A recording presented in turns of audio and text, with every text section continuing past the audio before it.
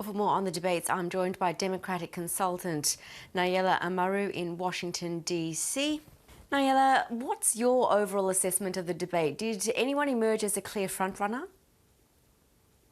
I don't think that the Democratic debate last night really moved the needle for anyone in particular. I think that Joe Biden, who is by far the established frontrunner by way of polling, did what he needed to do in terms of defending himself, his record, and he came much more prepared to this debate than he did the previous two. In the previous two debates, he was really slow in defending himself, and this time he threw a couple punches. And I think that in terms of, I guess, a runner-up, if you will, it would be Warren. So one of the things that a lot of people were anticipating was a showdown between both Joe Biden and Elizabeth Warren, since this will be the first time that they would share an actual debate stage. And the fact that they both represent very different factions of the Democratic Party, being the progressive wing and the more moderate centrist wing. And we saw some of the differences highlighted when they discussed healthcare, for example.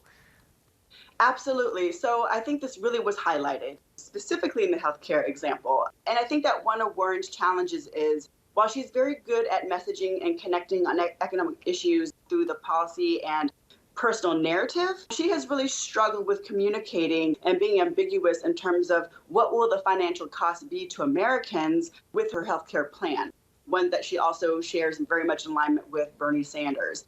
And Joe Biden came for her plan and was really pressing her to give some specific answers, which she didn't. And also, this was, I think, because she has been so consistently rising in the polls, this was an opportunity for her to really galvanize and really take stage and solidify her standing as a front runner instead of just chasing Joe Biden and Bernie Sanders in the polls. But surprisingly, she did not take that opportunity. She was lost essentially in the back and forth, with the exception of the healthcare exchange, for a majority of the debate. So I don't know if that was part of her strategy or if that was just a lost opportunity for her to really take advantage of the primetime opportunity she had with Joe Biden for the first time on the debate stage. Well, I guess it was a little bit difficult with 10 of them on stage. Some observers say that it was more all of them giving mini speeches individually rather than having a true debate. Absolutely. So when you do have a debate with 10 people, it is hard to really establish yourself. And so then the strategy often becomes, what are those one-liners? What are those zingers? What are those key moments of a soundbite that you can really make and capitalize afterwards? And I don't think that she had that. You know, Kamala had hers in the first debate, you know, and with Biden not debating her in the second round, which is what really people were looking for this third round. But yes, to your point, it's hard to differentiate yourself when you have such a crowded stage, which is why making yourself stand out is so critical, particularly if you are consistently climbing in the polls. You really want to take advantage when you are on the stage, no matter how little camera time you may get, to be able to capitalize on whatever seconds that you may have. And did any one of them stand out when talking about gun control laws? Absolutely. I think that Beto O'Rourke did what he needed to do. He has always been very good on talking about gun reform, particularly representing Texas and everything that happened in El Paso, and discussing about how government can combat racism. And he had a standout moment yesterday in the debate when he basically said, look, we're going to take away your AKs. And the crowd response very much reflected, I think, how the audience really appreciated such a bold and unapologetic stance, which is oftentimes not that common, particularly at the presidential level and particularly on a public debate stage where you may be asked to be held accountable for your policies later on. And during the debate, there were also some reminders of the age of some of the candidates. How do you think the audience would receive this? Absolutely. So Julian Castro made a remark in response to Joe Biden's healthcare policy, to which he said, you know, are you forgetting what you said 2 minutes ago?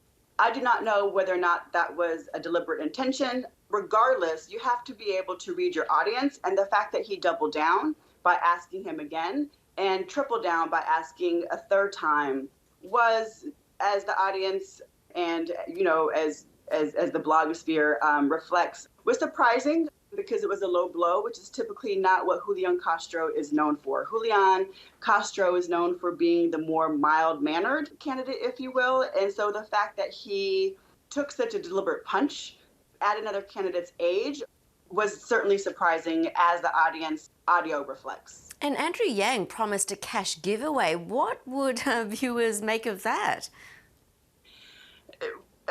It is original, to be fair. So his cash giveaway is to give 10 families $1,000 a month for 1 year, as essentially as part of his universal basic income ideas, if you will. I do not know what will become of that, but I think that it's interesting because I can't recall this in this cycle or any previous cycle, any candidate piloting, if you will, one of their policies on a mini scale. So regardless of its impact, I think that it's certainly creative to try and test run policies to see if they could possibly work at a macro level. And Naila, just to summarise, do you think this debate did much to change the race at all? No, I think that the candidates that needed to really have breakaway moments fell short. So, for example, Kamala Harris, who has consistently been around fourth, trailing after Joe Biden, Bernie Sanders, Elizabeth Warren, then Kamala Harris, has had a really hard time rising the polls the way that Elizabeth Warren has. And I think part of that is, as a candidate, you have to write your own narrative. And you cannot let other campaigns or other people who may not be your base support tell your story for you. And she has always struggled with defending her record as a prosecutor.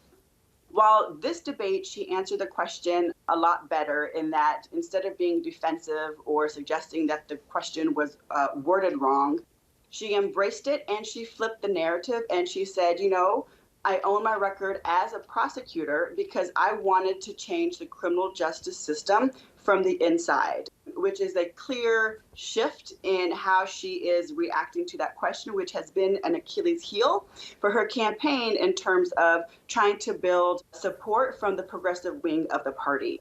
With that said, while she did very well in changing how she approached that particular question, she did not do what she needed to do, I think, to really differentiate herself from the other contenders on the stage. And because of that, because there were no key breakaway moments, I think that the status quo remains. I think that the polling will roughly remain the same. You might have a few bumps here and there, but no one particular candidate really had a breakaway moment to really change how the polling looks going into the election. Okay, well, Naila, thanks so much for sharing your views with us on The World tonight. Really appreciate it. Thank you so much. Have a good one.